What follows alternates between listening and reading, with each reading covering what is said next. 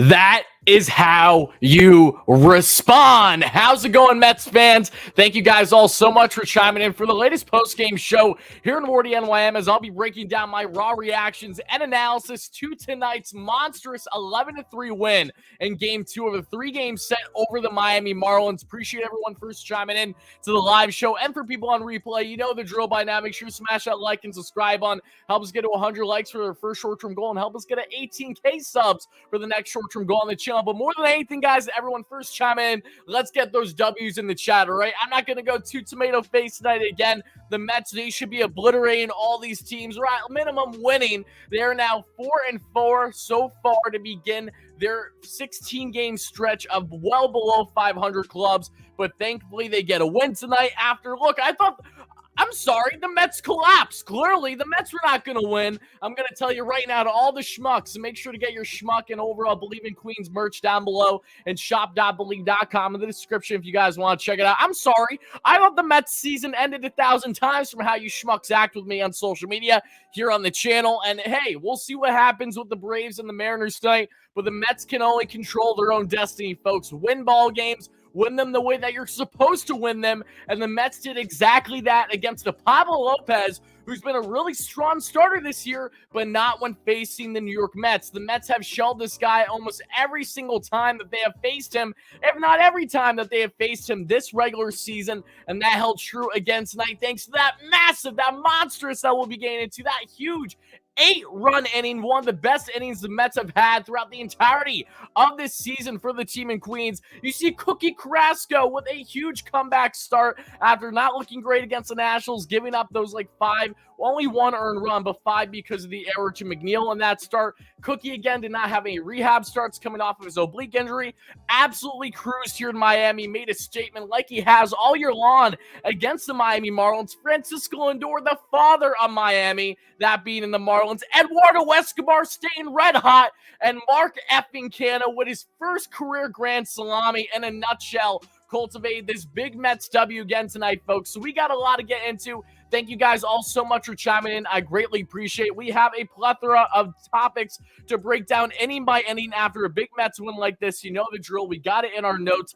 Thank you so much for the donation, Yoshima. Let me address that quick. Then we'll start to deep dive this game. But everybody, I want to know, what is your raw reaction to tonight's game? Miguel only pitched a 1 inning, not ready. Angel, Miguel's only 1 outing away still in the minors from being back with the Mets. If not, he's already pitched 12. He's faced 12 batters so far, and he's recorded 12 outs between AA and AAA. He hasn't allowed one runner on so far in his 4 rehab outings. And remember, Miguel is going to be a reliever, not a starter, in case you were wondering, Angel. Yes, he is being turned into a reliever for the Mets down the stretch upon his return.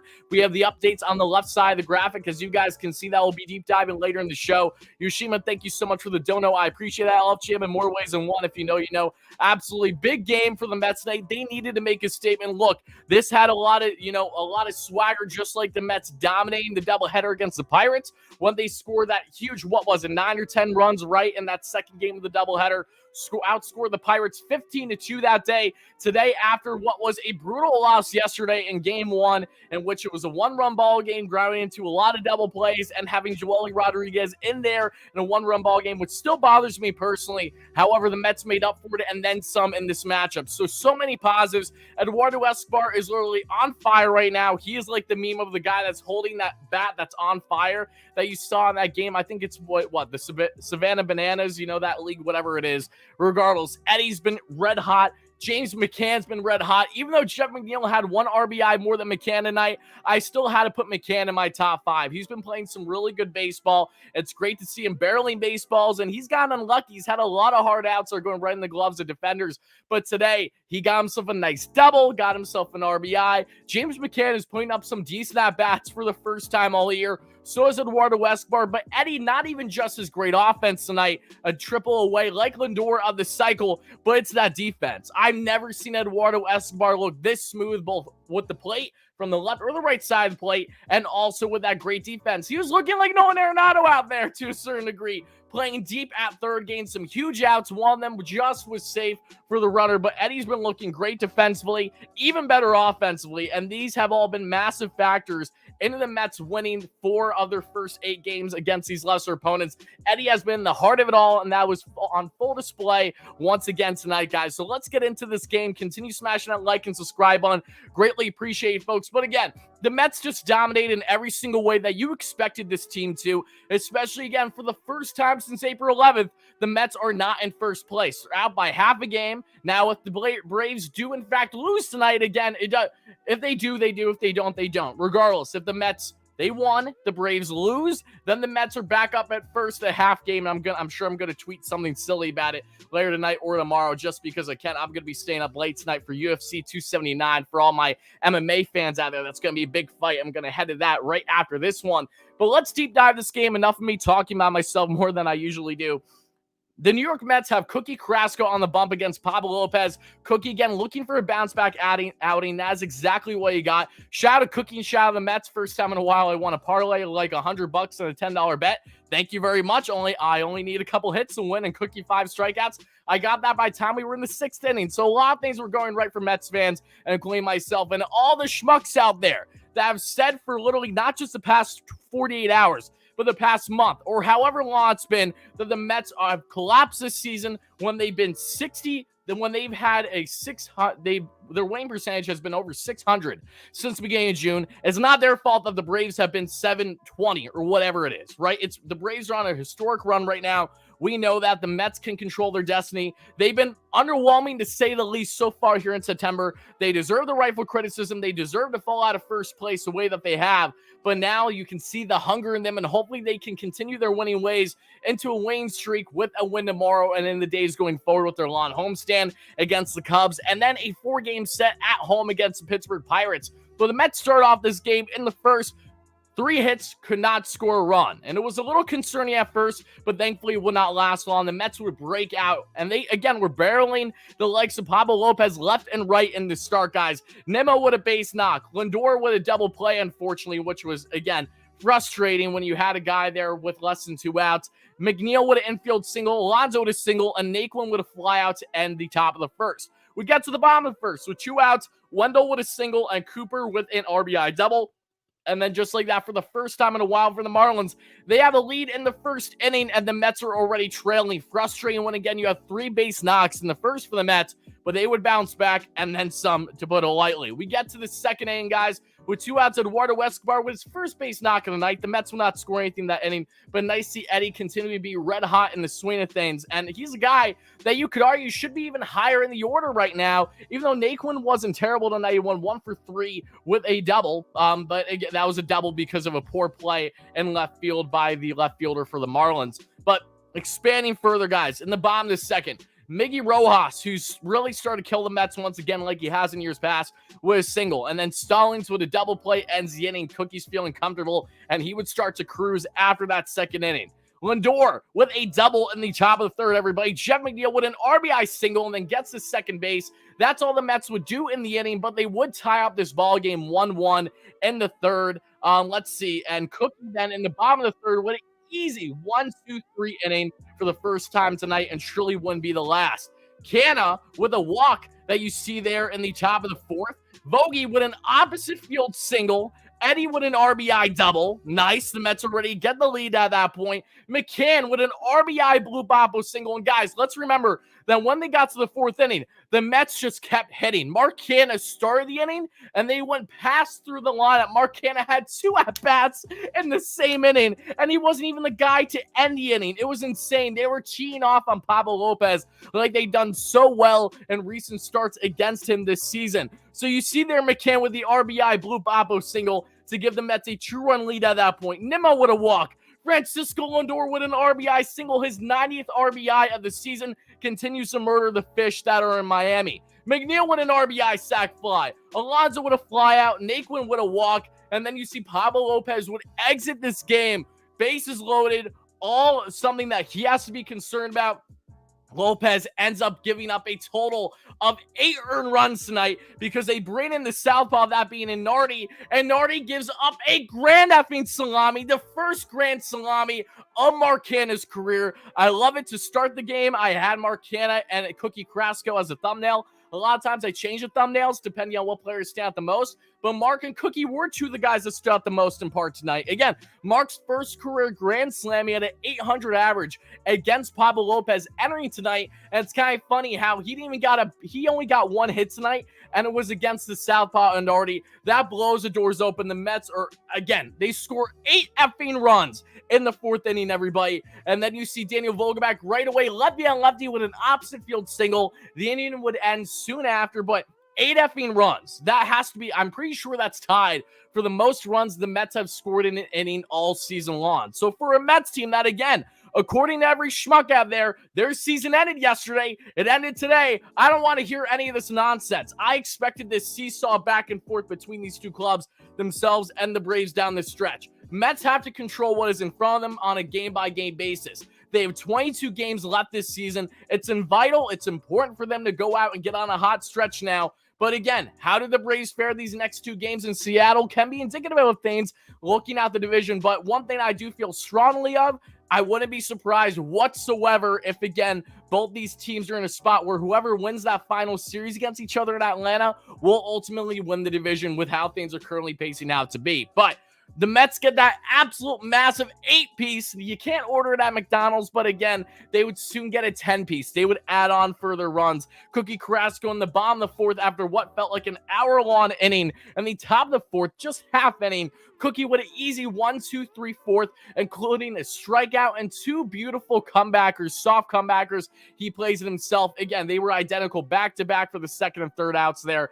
in the 4th inning. We get to the 5th. Francisco Lindor, oh yeah, the daddy of the Miami Marlins. He rips one of the prettiest swings you'll see from him all year, this time from the right side of the plate. Lindor, beautiful solo bomb, second deck to left. It's his what? How many home runs does Lindor have on the year? I don't even know. That was his 7th home run of the year against the Miami Marlins alone. That is absurd. That is disgusting for Miami. I don't know. I don't know what it is about Miami and Lindor, but Lindor just owns these fish every single time that they match up, and that held true, which is great to see. In the bottom of the 5th, another 3rd consecutive 1, 2, 3 inning for Carlos Carrasco. We get to the 6th. Naquin would have walked. They don't do anything there. The top of the 7th, Eduardo Escobombs. Yes, Eduardo Escobombs, I should say. What a solo bomb. He was absolutely red hot this entire game, as I mentioned. The home run, the double. You saw the great defense. Himself and Lindor just a triple shy away of the cycle. Insane stuff to see, folks. Absolutely nuts. McCann double, and then that would do her for the Eddie. McCann with a nice extra base hit. Seeing Eddie and McCann hit back-to-back multiple times in this game was refreshing. The Mets getting production from the bomb, their lineup. Talk about a positive. That is surely one of them. Shout out to James McCann. I've ranted about this man all year long. But again, I rant because you're on my team and you're underperforming. If you perform even slightly at the catching position, I feel spoiled because we haven't gotten it all year. James McCann is finally hitting probably his best hitting streak as a New York Met right now. He's 6 for 14 or 6 for 15, I believe, over his past couple stretch of games. Great to see from James McCann. Hopefully we see more of that, especially against these lesser opponents where you're going to get more hangers down the plate. You're going to get more fastballs right down the pipe. This is the time to execute and take advantage, and James McCann, to an extent, has surely done that. All right, guys, we get to the bottom of the 7th. Cookie Carrasco's out of the game after 6 strong, only allowing 4 hits, 1 earned run, 0 walks, 6 strikeouts, and 74 pitches total. Again, he's still getting ramped up, having no rehab starts from his oblique injury that had him out for a couple weeks. He returns, gets shelled against the Nationals, and then does great here against the Marlins. So I'd imagine that his next start, he can push upwards of 90 pitches, if not 85 or so. Great start for Cookie Carrasco. He was cruising throughout the entirety of this one, and it's not even... why so loud? Am I loud? I apologize, guys. Hold on. How's the volume now, guys? Is the volume better, guys? I apologize if it was really loud. Let me know, guys. See, damn, I wish I noticed someone say sooner that the volume wasn't great, because people on replay are going to be like, why are my eardrums blasting? Is the volume better than what it was, guys? Let me know in the chat right now real quick before we advance forward here in the show. Let's see. Yeah, guys, let me know in the chat if you don't mind. I greatly appreciate it. I want to make sure that the audio is to your liking, the best possible. He was trolling. Does it sound good or does it sound too low now? Be honest with me. Please be honest. Wasn't even loud? Does it sound okay now, or should I bump it up a little bit? Should I bump it up at all? I know a volume bar exists on devices. I have that for my software. Yeah, I have it where I can't go past a certain limit. I have a limiter. You were at a good volume originally. You schmucks messing me up. Whatever. Okay. All right. Going back to what I was discussing, we bring in the flame-throwing and Bryce Montas, Deoka, Potato, however you want to call the guy. He ends up surrendering 1 run, allowing 3 hits in the 7th inning for the Mets, but thankfully, he gets a couple strikeouts at 101 miles per hour. He topped out at 102 on the gun. He has a 97 mile per hour cutter. This guy is filthy. The Mets can get him right. Now, this isn't the time to try to get the guy right. He's someone that, when it comes to spring training, that's when you want to worry about really developing this guy. I don't expect him to stay in the pen much longer. Once the likes of Trevor May, Tyler McGill, Drew Smith, he's beginning a rehab assignment, and of course Joey Lucchesi all return and get some outings before the end of the year. But it's nice to see this kid again who has disgusting stuff, just has to put it all together, and once he does that, we're going to be in good hands. So Montas, he gives up, gives up that 1 run. Other than that, the Mets are fine. It's an 11-2 ball game as we get to the top of the 8th. Naquin reaches on a double. I thought it was an error. They gave him a double. I thought that was an error because of the poor play by the left fielder, but maybe because of the fact they didn't touch the ball is why it was an error. I'm not really sure. Mark Canha walked after that. The Mets will not score again in this game, but that's okay. We get to the 8th. Trevor Williams comes in. Trevor gives up a base knock to De La Cruz. There's an out. Then Wendell with a single as well. Marlins would score on a wild pitch after a strikeout by Garrett Cooper, oddly enough, but that would be the only run that they would get, as a couple strikeouts would end the inning. Trevor Williams himself with 2 Ks in that inning. And then Alex Claudio comes in the 9th and shuts the door, gets himself 1 walk, no strikeouts, no hits, no earned runs, and the Mets win this ball game comfortably, to say the least, by a final score of 11-3. Bear with me 1 second, guys. I just got to check something quick, and then we will get into Wardy's top 5, expand on the lineup, and also get into all the Mets updates, everything that you need to know about, including Mark Vientos, and more of my raw thoughts on him besides what I shared in our live stream earlier today at the time of recording this.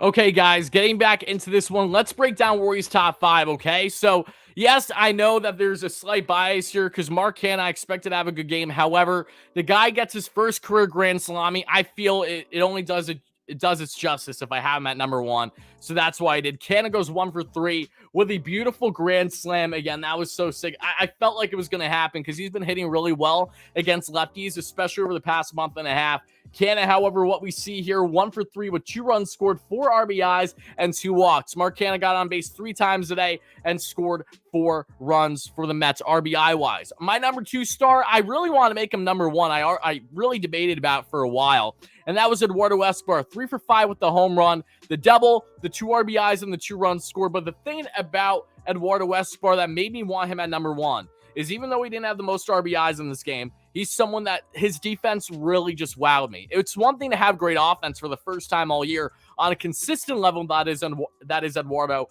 It's another to ball out the way that he did today from a defensive standpoint. He was absolutely phenomenal. I mean, I cannot give enough credit to this guy. This is someone who I did not want on the team at one point, and I've always loved Eddie and his personality. He's been great for the clubhouse, but he went through the majority of the season. This guy was doing little to nothing but being a gaping hole in this Mets lineup, and it was frustrating when you had him higher in the order, say batting 5th or 6th, whatever it was, and he was not dropping the lineup. But thankfully, Eddie coming off of his injury, has found his swing again. And the big thing, not about his defense, but from an offensive standpoint, one thing that has really wowed me about him is his ability to pull the ball over the shift. As we know, shifts will no longer be a thing next season, so Eddie will not have to worry about trying to be that strategic of a hitter. Pull hitters are going to thrive. We know tomorrow. No, Joey Gallo is smiling somewhere, right? But in all seriousness, Eduardo Escobar, at least one, if not two of his hits tonight were pulling it over the infielder that was in a shift alignment. That was huge, and that just shows me more and more of Eddie's great plate discipline right now, not getting too far in front of his pitches. His swing doesn't look as long. He looks compact. He's even having the ability to hit for opposite field. Everything that Eddie is doing right now is the best that we have seen all year long. That is just phenomenal. I'm so proud of him. Again, hopefully we see more of that. According to Buck, Vientos will be in a lot. As expected, Jesus Luzardo is the starter for Miami tomorrow. Jesus Luzardo is having a nice year. The young stud that was acquired in the Starling Marte trade between the Marlins and the A's, in which the A's won that deal right away. How do you give away a young stud in Jesus Luzardo, who you've been trying to build for the past couple of years, just for a rental that went signed with them in Marte? No less, Luzardo's a southpaw, which means Mark Vientos, who has over 1,100 OPS this season in AAA, rakes against lefties. He's expected to start and make his MLB debut tomorrow. He flew in a little late for the Mets, so he wasn't available off the bench. He has his entire family in attendance because, he has a lot of family in Miami. He grew up a Mets fan as well. This has potential to be really something big for Mark Vientos, whether he starts at DH or at first base tomorrow. If you put him at first, and obviously Alonso's going to DH. If I had to assume, I would say that Vientos will start at DH tomorrow, lower in the lineup, either 7th or 8th. But I'm very excited to see what Mark Vientos can do for this New York Mets team. If he provides any jolt at all, this will be a plus. This will be the equivalent of acquiring someone at the trade deadline that gives you impact for someone that is, in fact, available for postseason play. Should he perform enough and show his willingness to stay in this lineup, that Buck cannot take him out of the active roster right now, at least with the Mets, to send him down. Because right now he's basically on a 1-week leash. Yorme is returning next week. That we'll get into here shortly. But it's important that for Vientos is going to play the bulk of the time, I'd imagine, at DH and or first base every one and how many games when they want to put Pete at DH, which doesn't happen too often.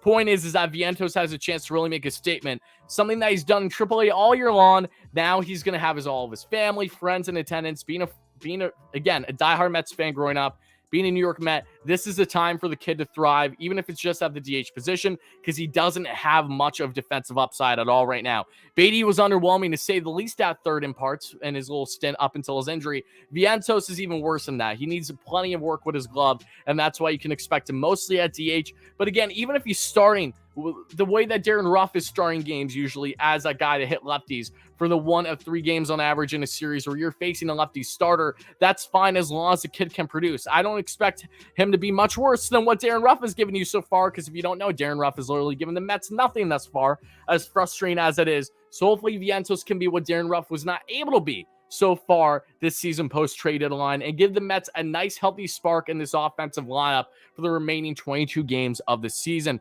But Alexis or Alexia, always pronounce your name wrong. I apologize, whichever one it was. Thank you so much again for that dono. I appreciate it. But yes, we're going to expand further on Vientos here shortly. But before I do, Eddie Escobar is my number 2 start. Francisco Lindor, number 3, 3 for 5 with the home run, the double, the 2 RBIs, and the 3 runs scored. Lindor, who grounded into that unfortunate double play there that we saw in the first inning, made up for it the best way possible, as did the Mets, facing the quote-unquote collapse that was now being a half game back of the Braves, because, again, according to Mets fans, that's a collapse in their book. I mean, just nonsense. Cookie Carrasco there at number 4. 5 is James McCann, even though McNeil had himself a 2 RBI game too, but I had to go McCann. He had the extra base hit. McNeil did not. 2 for 5 with an RBI run scored. I was impressed with McCann tonight. One of the few times you will hear me say that all year long. And yes, I did see that Frank the Tank was on TV today. Yeah, let him have his 5 seconds. So Brandon Nimmo went 1 for 4 in the lab today with a walk and 2 strikeouts. Francisco Lindor, discussed him. Jeff McNeil, 2 for 4 with the 2 RBIs that we discussed in a strikeout. Pete Alonso 1 for 4 with 2 strikeouts. Pete wasn't even great today, but the Mets didn't need him to be, thankfully. Darren Ruff went 0 for 1, as did Terrence Gore and Marrero that came in later in the game. Tyler Naquin 1 for 3 with a double and 2 walks. He got on base 3 times today. That's solid for the 5-hitter today, who, again, the Mets fans, including myself to a degree, were griping, why is he batting 5th again today? He wasn't bad, though. He wasn't a reason for the Mets not having offense today. He was a factor in the Mets having offense, even though it was to a lesser degree when looking at how other guys around him performed. Mark Canha, Daniel Vogelbach, 2 for 5 with a run scored. Vogie had a solid day at the plate. Hitting lefty on lefty for opposite field is impressive, too, because you will not see that often from him in those situations, no less. And, yeah, Cookie Carrasco, talking about Montas Williams, goes 1, giving up 1 run. And then Alex Claudio with a scoreless for the 2nd time this season. So, guys, let's get into the health updates. Then we'll expand further on the show. I'll start to answer your comments, questions, and concerns. I'll cut things off for people on replay at that point. And then I'm going to get out of here because, again, I'm going to be watching UFC 279 tonight. Big UFC fan, big fights. If you know, you know. Shout out to everyone out there that watches MMA. But yes, because Marte with his finger injury right now, he's placed on the IL. Thankfully, however, and I was wrong originally with this. I thought that was only retroactive if he was placed on the IL yesterday. Today was a deadline, as a matter of fact. So he's only going to be on the IL for 7 days.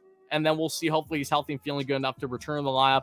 During that time, of course, we're going to see Vientos with the team, see what he can do. And then the Mets will evaluate further from there. May's been out with a sickness, probably COVID or whatever it was, I'm not sure. And Gourmet, who's been out with, if I'm not mistaken, a groin injury. They're both expected to return as soon as next week for their homestand this Monday or Tuesday, whenever they want to bring them both back. And Tyler McGill is right behind them. Pitched another scoreless inning for the Mets in AAA yesterday. Again, 12 batters up, 12 down. He has been nothing short of phenomenal in his 4 rehab outings thus far. Might just need 1 more to get the comfortability of Buck Showalter to bring him up as an inning or multi-inning reliever. And again, the Mets respond to the collapse, the quote-unquote collapse, the best way possible by destroying the Miami Marlins. And again, as long as they win the series tomorrow, this is going to be good, and hopefully they can continue to get on a roll here. Just take it 1 game at a time. I know we want to get ahead of ourselves. I predicted it, hopeful that the Mets would go 12-4 in their first 16 games against these lesser opponents. I'll be lucky